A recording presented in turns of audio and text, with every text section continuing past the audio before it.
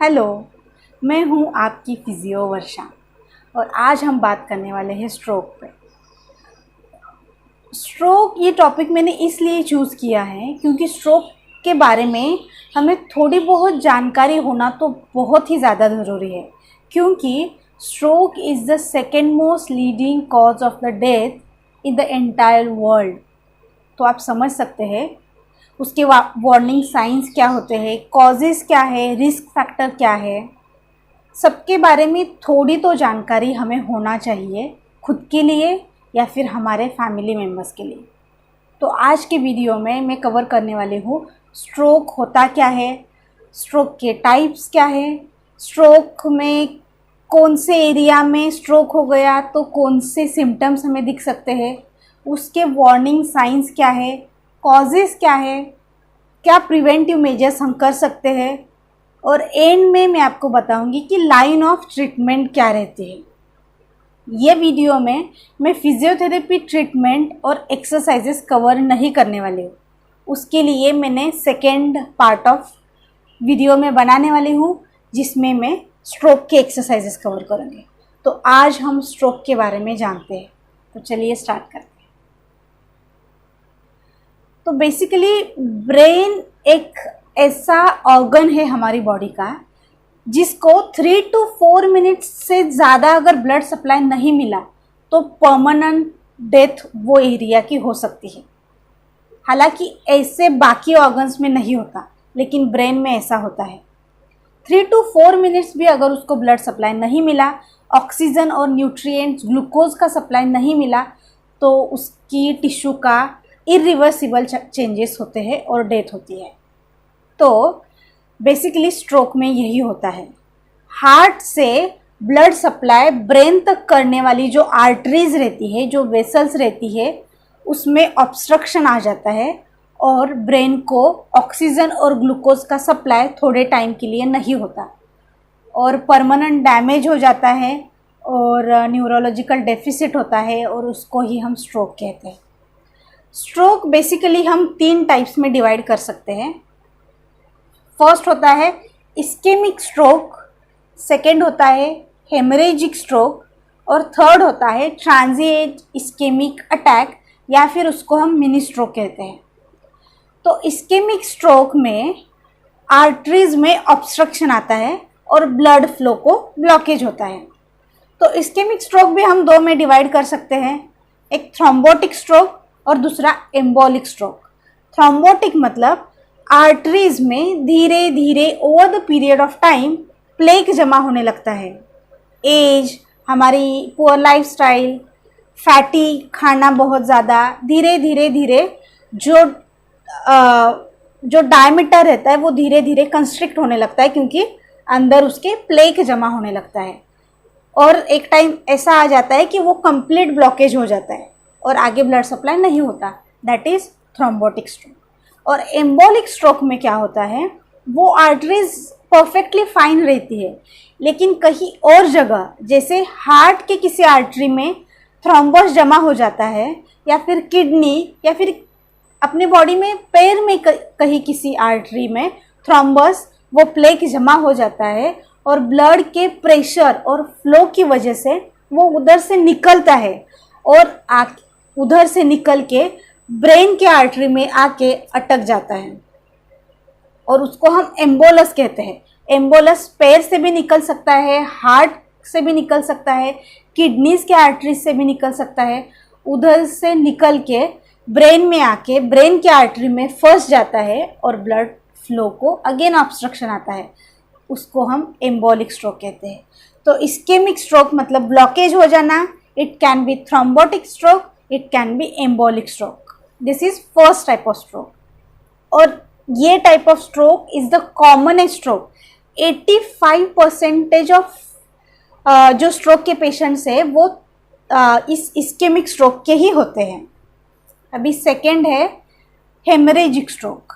Haemorrhagic stroke मतलब blood vessels, blood artery उधर burst हो जाती है, उसका रप्चर हो जाता है और कोई ब्लॉकेज नहीं होता, जस्ट रप्चर हो जाता है और इसको हम कहते हैं हेमरेजिक स्ट्रोक। और मोस्ट कॉमन कॉज है इसका hypertension. Blood pressure. Blood pressure जब हमारा बढ़ता है तब ब्लड इतने ज़्यादा फोर्स से आर्टरीज से फ्लो होता है कि वो उधर बर्स्ट हो जाती है और उसको हम हेमरेजिक स्ट्रोक कहते हैं। हेमरेजिक स्ट्रोक के अंदर भी दो टाइप्स है, जैसे इंट्राक्रेनियल हेमरेज और सब अरेक्नॉइड हेमरेज। तो इंट्राक्रेनियल हेमरेज मतलब ब्रेन के अंदर किसी एरिया में ये ब्लड का पूरा ब्लड उधर डैमेज कर देता है, ब्रेन के अंदर किसी भी एरिया में, दैट इज इंट्राक्रेनियल हेमरेज। और सेकेंड सब अरेक्नॉइड हेमरेज। सब अरेक्नॉइड हेमरेज में ब्रेन का जो कवर होता है, ब्रेन में कवर रहते हैं फर्स्ट सेकेंड थर्ड, जिससे हमें इम्यूनिटी मिलती है। बाहर के बैक्टीरियाज वायरसेस वो कवर को क्रॉस करके अंदर नहीं जा पाते। और इसके बहुत सारे फंक्शंस हैं। ये जो लेयर होते हैं हमारे ब्रेन के, वो लेयर के बीच में अगर ये फट गई है हमारी आर्टरीज, तो उधर जो होता है उसे हम सब अरेक्नॉइड हेमरेज कहते हैं। तो first is ischaemic stroke, second is haemorrhagic stroke और थर्ड होता है मिनी स्ट्रोक या फिर ट्रांजिएंट इस्केमिक अटैक, TIA इसको हम कहते हैं। इसमें क्या होता है, वो आर्टरीज में थोड़े टाइम के लिए ब्लॉक हो जाता है, कंप्लीट ब्लड सप्लाई ब्लॉक हो जाता है, लेकिन within some minutes surrounding area उसको ब्लड सप्लाई करता है या फिर इतना फ्लो से ब्लड निकलता है कि वो ब्लॉक फूट जाता है, उसको रास्ता मिलता है और थोड़े टाइम के बाद ब्रेन को ब्लड सप्लाई मिलने लगता है और सब ठीक हो जाता है। मतलब TIA मिनी स्ट्रोक में परमानेंट डैमेज नहीं होता, टेम्पररी स्ट्रोक आ जाता है, ब्लॉक हो जाता है, ब्लॉक निकल भी जाता है, थोड़े टाइम के लिए वीकनेस पेशेंट को लगेगा और थोड़े टाइम के बाद वो कंप्लीटली ठीक हो जाता है। तो इसको हम मिनी स्ट्रोक कहते हैं। लेकिन ये मिनी स्ट्रोक बहुत ही ज़्यादा इम्पॉर्टेंट है, क्योंकि ये वार्निंग साइन होता है हमारे रियल ट्रू स्ट्रोक के लिए, जो आगे जाके within some days, within some minutes या फिर कुछ महीने के बाद हो सकता है। तो इसको बिल्कुल ज़्यादा सीरियस लेने की ज़रूरत है। तो ये 3 टाइप्स हमने देखे, इस्केमिक स्ट्रोक, हेमरेजिक स्ट्रोक और मिनी स्ट्रोक। तो अभी सिंपल लैंग्वेज में अगर मैं आपको बताने जाऊँ तो हमारे ब्रेन में मेन पार्ट होता है वो सेरेब्रम होता है, उसके नीचे सेरेबेलम होता है और ब्रेन स्टेम होता है। मेनली ब्रेन को हम ये 3 हिस्सों में डिवाइड कर सकते हैं, सेरेब्रम, सेरेबेलम और ब्रेन स्टेम। तो मेनली हम अगर देखें तो सेरेब्रम जो होता है उसकी राइट साइड ऑफ सेरेब्रम हमारे लेफ्ट साइड ऑफ बॉडी को हैंडल करती है। राइट साइड को कुछ भी प्रॉब्लम हो गया तो लेफ्ट साइड के हमारे मूवमेंट, लेफ्ट साइड के हमारे सेंसेशन जाते हैं, और राइट साइड ऑफ ब्रेन को कुछ भी हो गया तो लेफ्ट साइड के सेंसेशन और लेफ्ट साइड की मूवमेंट जाती है। तो इस प्रकार हमारी बॉडी में right side of brain left side of body को हैंडल करता है और left side of brain right side of body को हैंडल करता है। अगर आपको लेफ्ट साइड का पैरालिसिस हुआ है तो आपका राइट ब्रेन डैमेज हुआ है, और अगर आपको राइट साइड का पैरालिसिस हुआ है तो आपका लेफ्ट ब्रेन डैमेज हुआ है। ये आपको इधर क्लियर करना बहुत ज़रूरी है। तो लेफ्ट साइड के ब्रेन में जब भी डैमेज होता है तो फर्स्ट तो राइट साइड की मूवमेंट और राइट साइड के सेंसेशन चले जाते हैं। उसके साथ left side of cerebrum speech centre handle करता है, उधर स्पीच सेंटर होता है। तो इसलिए आपकी स्पीच में प्रॉब्लम हो सकता है, होता ही है। जब भी लेफ्ट साइड डैमेज होता है तो स्पीच में प्रॉब्लम होता है।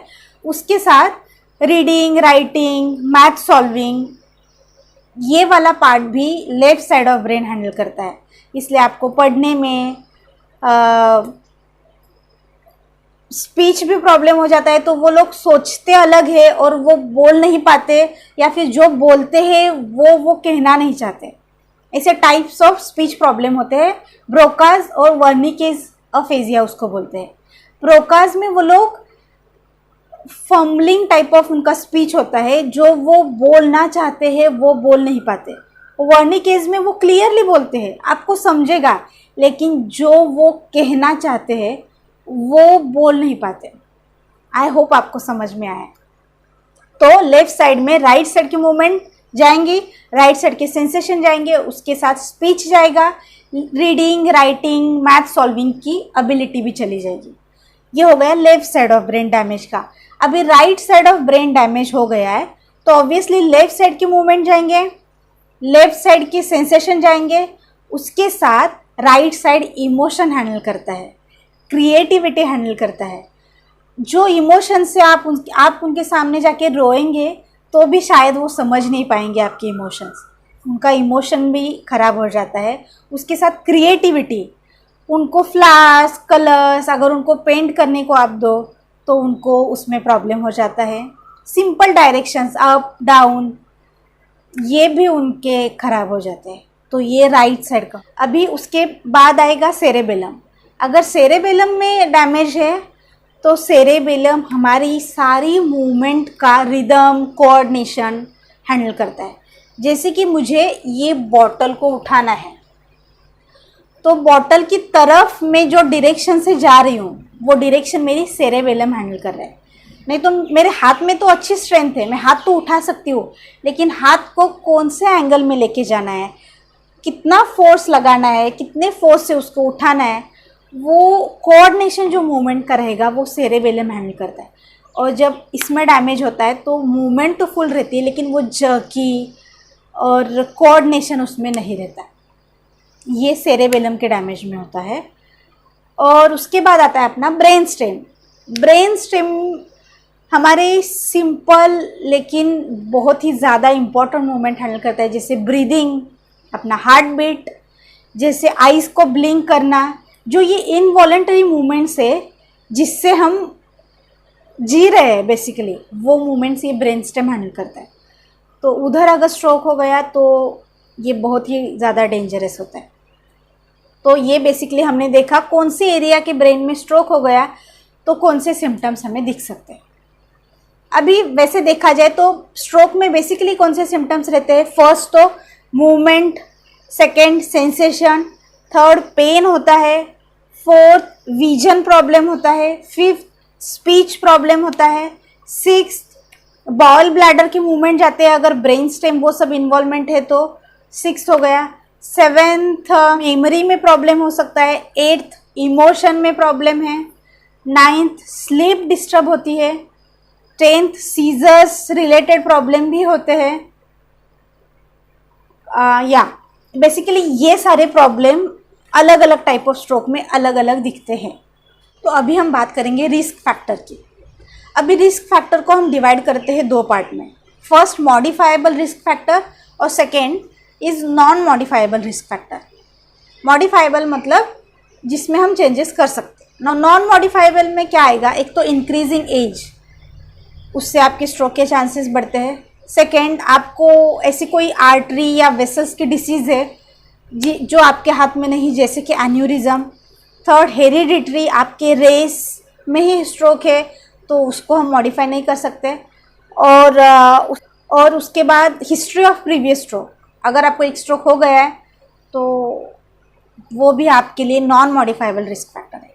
अभी हम देखते हैं मॉडिफाइबल, जिस पे हम काम कर सकते हैं और वो रिस्क फैक्टर से हम स्ट्रोक होने से बच सकते हैं।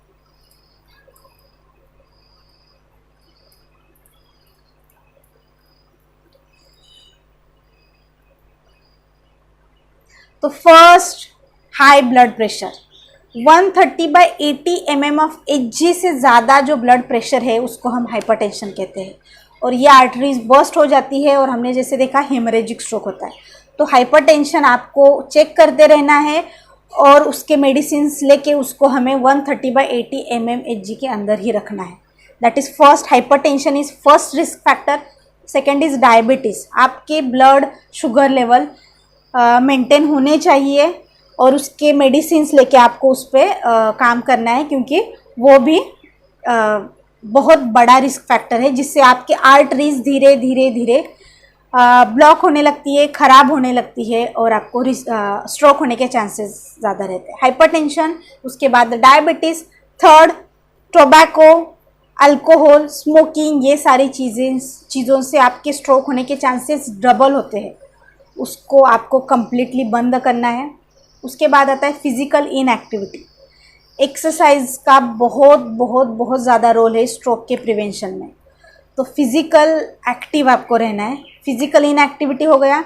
उसके बाद ड्रग, बहुत सारे ड्रग्स, कोकेन जैसे बहुत सारे ड्रग्स का स्ट्रोक में बहुत बड़ा हाथ होता है, तो वो हो गए।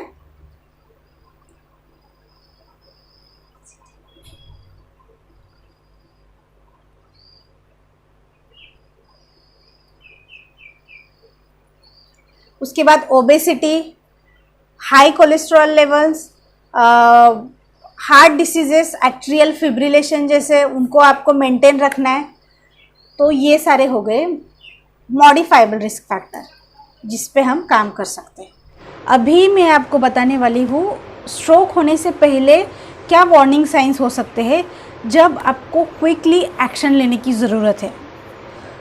तो इसके लिए आपको हमेशा याद रखना है FAST, that is fast. Fast ये रूल आपको हमेशा याद रखना है। F stands for face.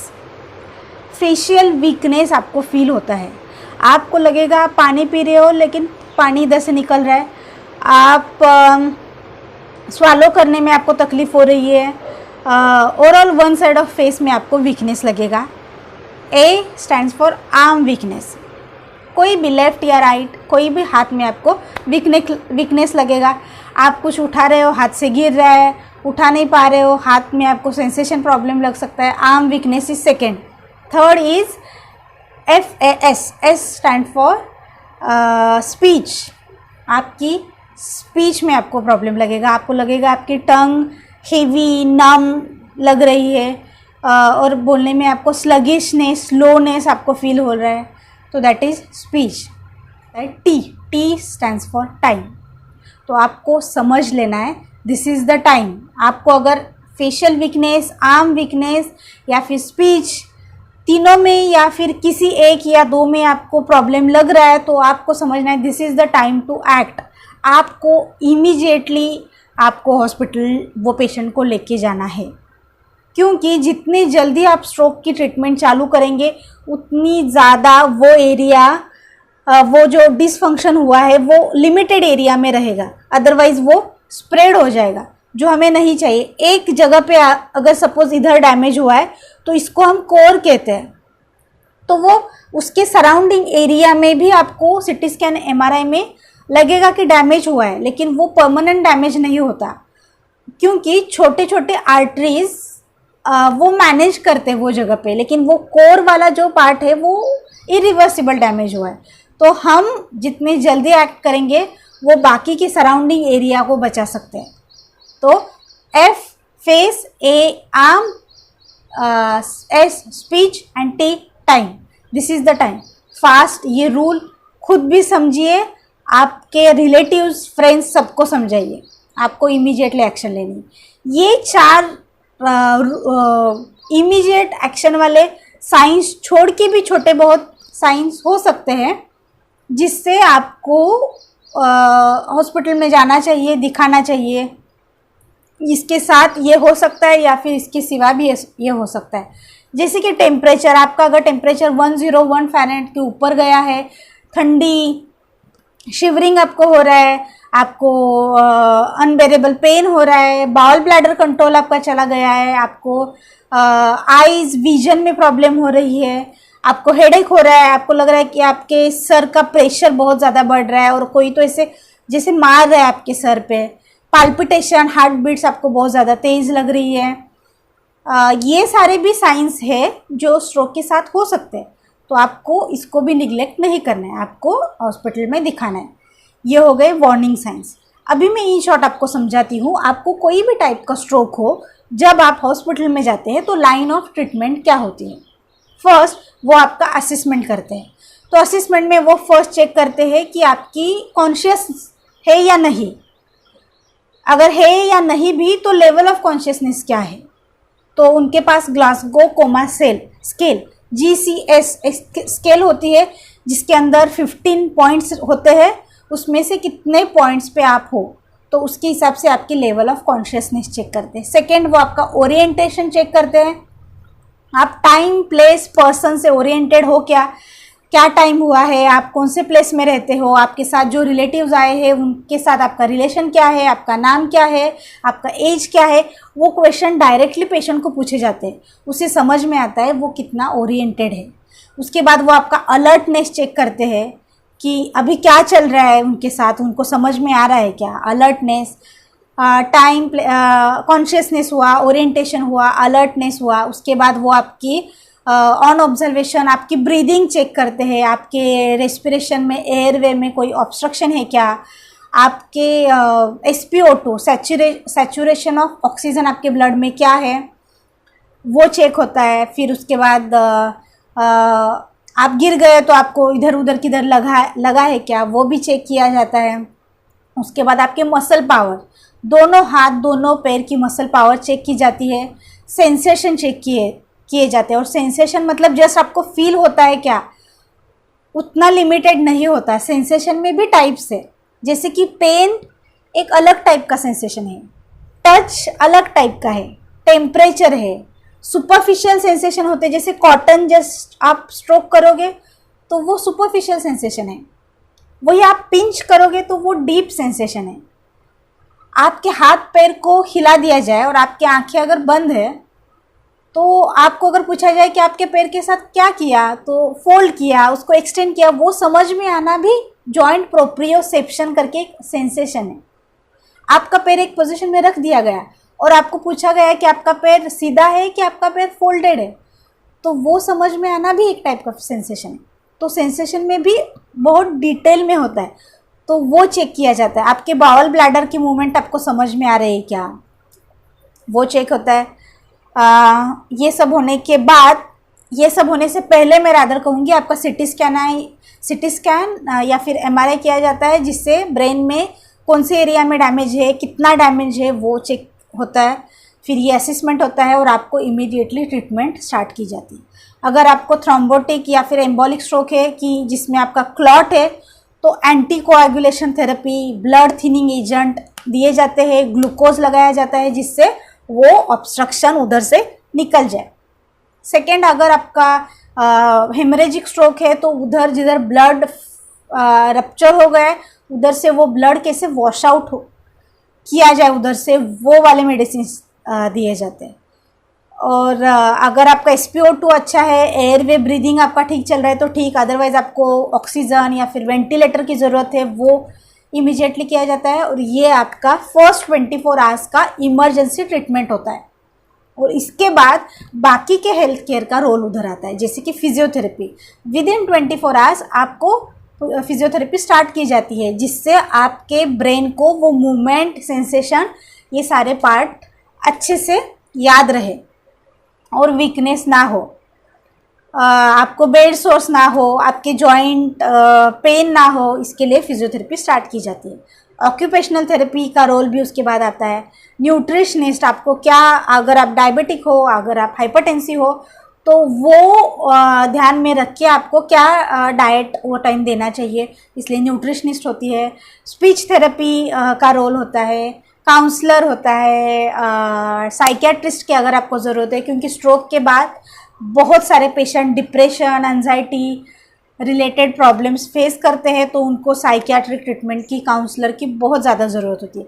ये सारी टीम मिला के एक स्ट्रोक पेशेंट को हैंडल करती है और ट्राई किया जाता है उसको मैक्सिमम लेवल ऑफ इंडिपेंडेंस मिले और वो अपनी स्ट्रोक के प्री स्ट्रोक उसकी जो कंडीशन थी उनमें ज़्यादा से ज़्यादा इंडिपेंडेंट हो जाए। तो ये वीडियो में मैंने फिजियोथेरेपी रिलेटेड एक्सरसाइजेस और एडवाइस कवर नहीं किए, क्योंकि उसके लिए मैं नेक्स्ट वीडियो में बनाऊंगी। उसमें मैं ट्राई करने वाली हूँ इमरजेंसी फिजियोथेरेपी ट्रीटमेंट क्या है, आफ्टर 8 डेज क्या है, आफ्टर अ मंथ क्या है, आफ्टर 6 मंथ क्या है, घर में आप क्या कर सकते हैं, आपके फिजियोथेरेपिस्ट आपसे क्या करवाएंगे, कौन से ये सारा पार्ट में नेक्स्ट वीडियो में कवर करने वाली हूँ। तो ये वीडियो ऑल अबाउट स्ट्रोक था, तो आप इसको समझिए, स्ट्रोक को आपके घर में सबको समझाइए, आपके रिलेटिव्स के साथ, आपके फ्रेंड्स के साथ ये वीडियो को शेयर कीजिए, ताकि हम सब मिला के स्ट्रोक का अवेयरनेस क्रिएट करें और स्ट्रोक से जो डिपेंडेंसी आ जाती है उससे हम हमारे रिलेटिव्स या खुद को रोक सकते हैं, अगर हम टाइम पे काम करे या फिर वार्निंग साइंस को समझे, हमारे जो रिस्क फैक्टर है उस पे हम काम करें तो हम स्ट्रोक को रोक सकते हैं, प्रिवेंट कर सकते हैं। तो आपको ये वीडियो हेल्पफुल लगा, थोड़ा भी इंफॉर्मेटिव लगा तो प्लीज़ लाइक शेयर कीजिए, मेरे चैनल को सब्सक्राइब कीजिए और मुझे कमेंट सेक्शन में बताइए आपको अगर ये अच्छा लगा, आपको कोई भी डाउट हो या फिर कोई और टॉपिक पे आपको वीडियो चाहिए तो प्लीज़ मुझे बताइए। और मिलते हैं अगले वीडियो में फिजियोथेरेपी एक्सरसाइजेस इन स्ट्रोक के साथ। तो थैंक यू एंड मिलते हैं नेक्स्ट वीडियो में।